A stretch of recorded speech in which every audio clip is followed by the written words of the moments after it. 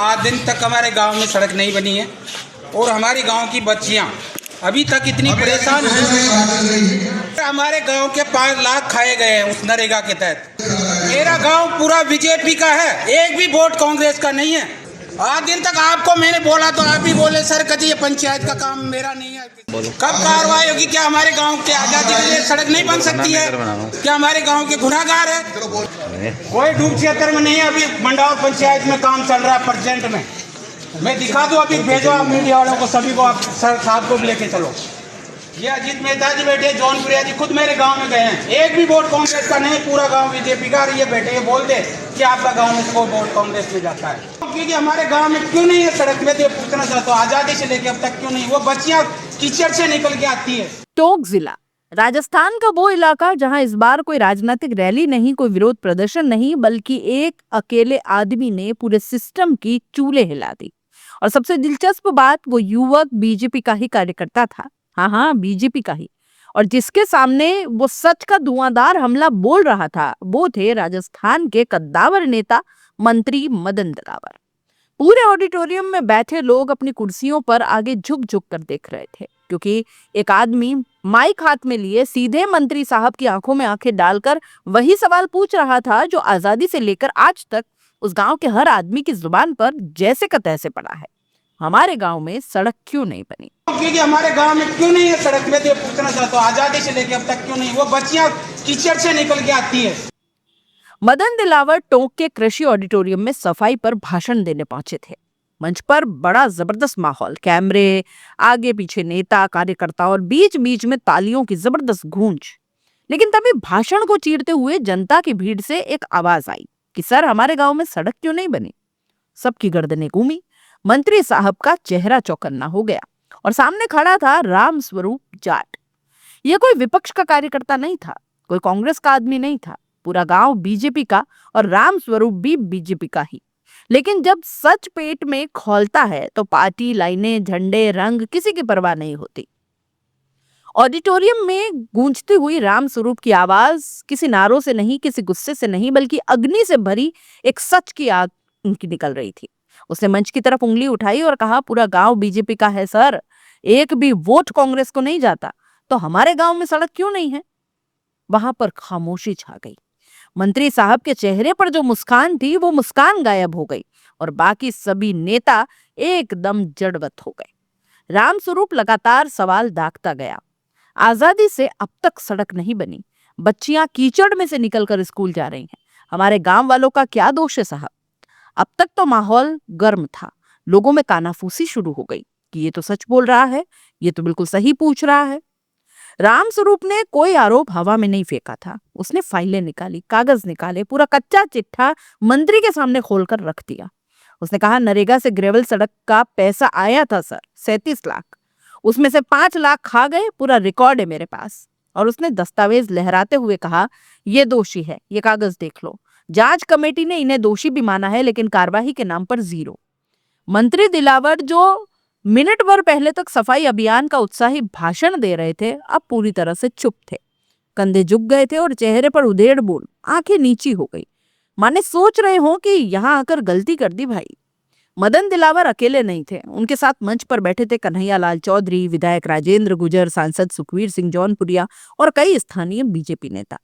लेकिन जब राम स्वरूप सच की बौछार करता चला गया, इनमें से एक भी नेता आगे नहीं आया।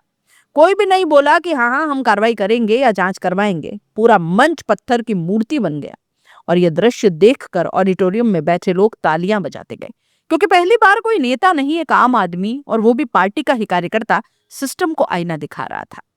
राम स्वरूप ने अपनी बात जारी रखी, हमारा गांव डूब क्षेत्र में नहीं है, चारों तरफ काम हो रहा है, हर जगह सड़क, बिल्डिंग, विकास, लेकिन हमारा गांव, हम आज भी कीचड़ में है। फिर उसने मंत्री जी की तरफ देखकर कहा, आप बताइए सर, कब बनेगी सड़क? आजादी से अब तक क्यों नहीं बनी? उस क्षण मंत्री जी के चेहरे पर ऐसे भाव थे जैसे किसी ने चुप्पी की तलवार से उन्हें वहीं जड़ कर दिया।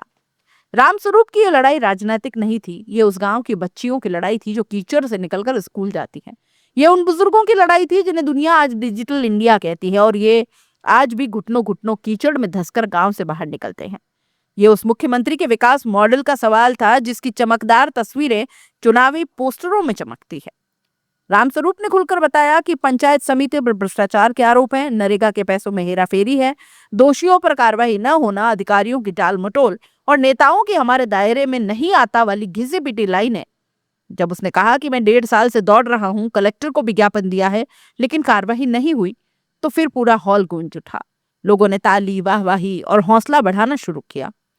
मदन दिलावर राजस्थानी राजनीति के दिग्गज है, लेकिन इस बार मामला भाषण का नहीं था, मामला जनता के कटघरे का था और जनता का सवाल कृत्रिम मुस्कान नहीं, असली जवाब मांग रहा था। दिलावर जी ने माइक पकड़ा, नीचे देखा, आसपास देखा, लेकिन जवाब देते कुछ नहीं बना और उनकी चुप्पी ही इस पूरे सिस्टम की कहानी कह रही थी।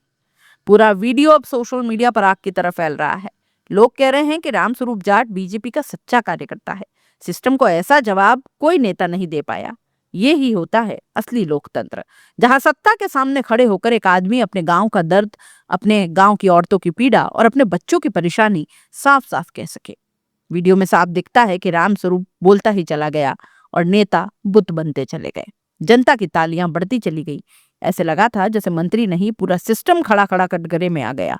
और सच कहें तो इस घटना ने साबित कर दिया कि कभी एक आदमी अकेला पूरी सरकार को धोकर रख सकता है।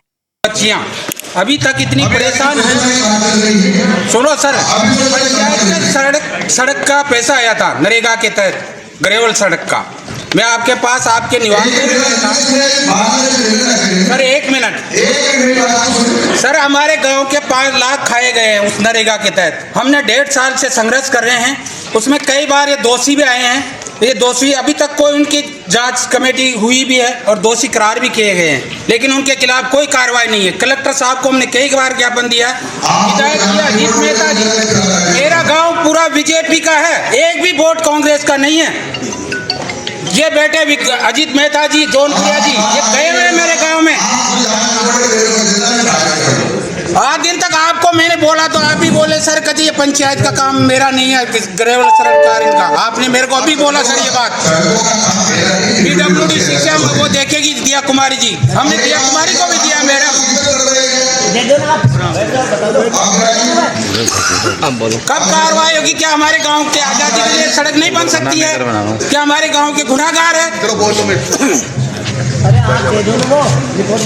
ये रे दोषियों के ये कागज, आप इसमें ये पूरे दोषी है। दिया हो ना जाके जांच कमेटी गांव वाले बच्चियां टंकियों पे चढ़ी और हाईवे जाम के लिए भी सर ये देखो आप।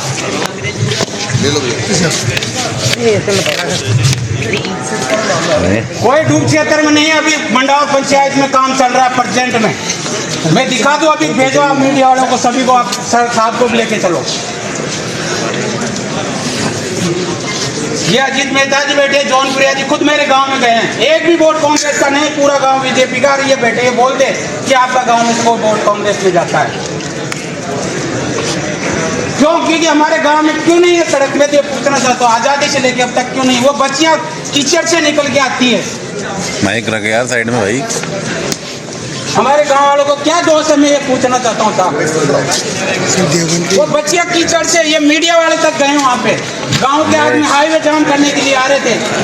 वो अपने विधायक जी ने भेजा, वो अपने प्रधान जी को, हंसराज भागना गया कि आपके कल से काम चालू हो जाएगा। 37 लाख पास हुए, उसमें से 5 लाख सरकार के पंचायत समिति। अभी तक उसकी जांच होने के दोषियों के